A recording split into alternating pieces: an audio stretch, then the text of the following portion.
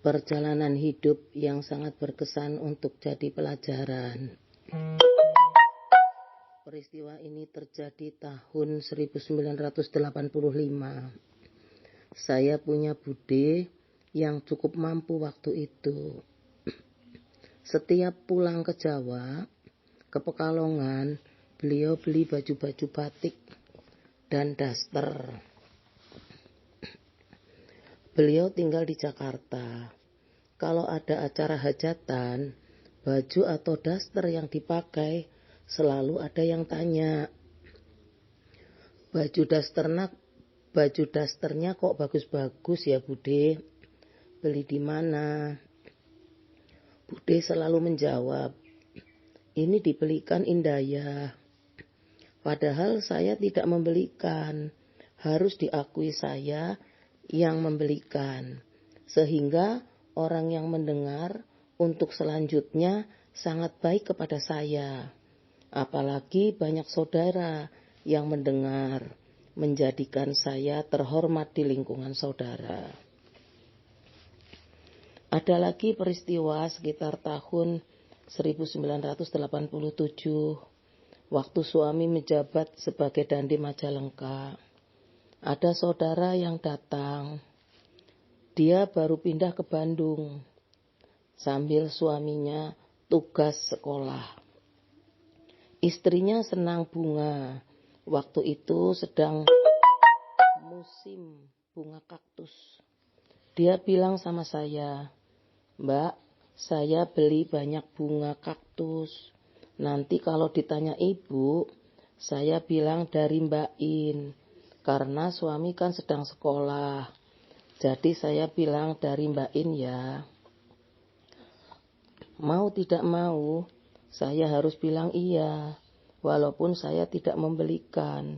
Saya jadi terhormat karena disangka membelikan. Ada peristiwa lagi pada tahun 1988. Suami masih sebagai Dandim Majalengka. Waktu itu ada acara rekreasi ke Bali bersama pengurus PD dan para istri Dandim se-Jawa Barat. Ada istri Dandim Cirebon. Waktu pulangnya banyak bawa belanjaan oleh-oleh. Dia bilang kepada saya, Bu Budi, saya ini banyak bawa oleh-oleh.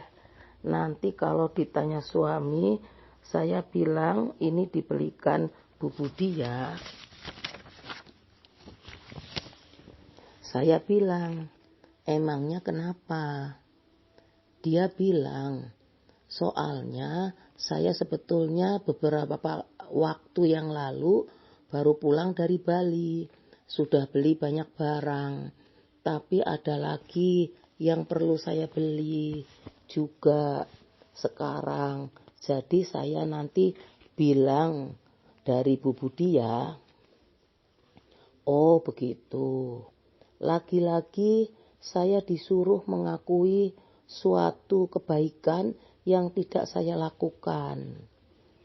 Tapi terpaksa saya harus bilang iya. Karena untuk kebaikan dia yang bersangkutan. Padahal saya baru kenal pada waktu itu juga. Tapi memang beliau suaminya satu lifting dengan suami saya.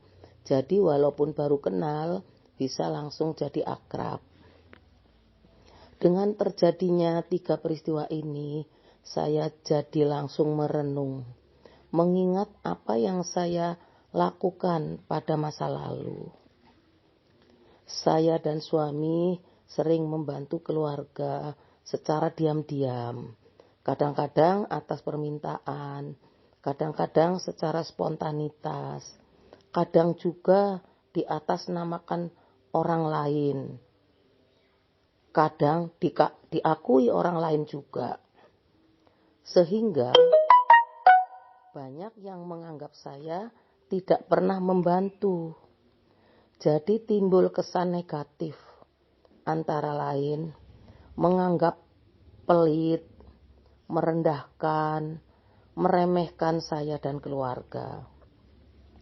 Melihat suasana seperti ini, kadang-kadang ingin menetralisir keadaan. Tapi setelah dipikir panjang, daripada nanti membuat malu orang yang dibantu, jadi saya terima saja dengan ikhlas. Ternyata saya telah diganti mendapatkan kehormatan di tempat lain.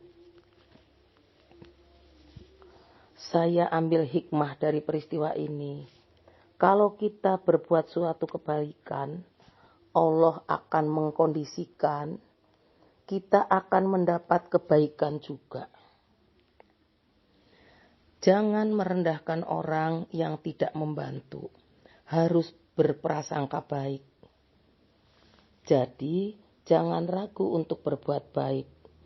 Semoga Allah selalu memberikan petunjuk dan bimbingannya kepada kita. Amin ya robbal alamin.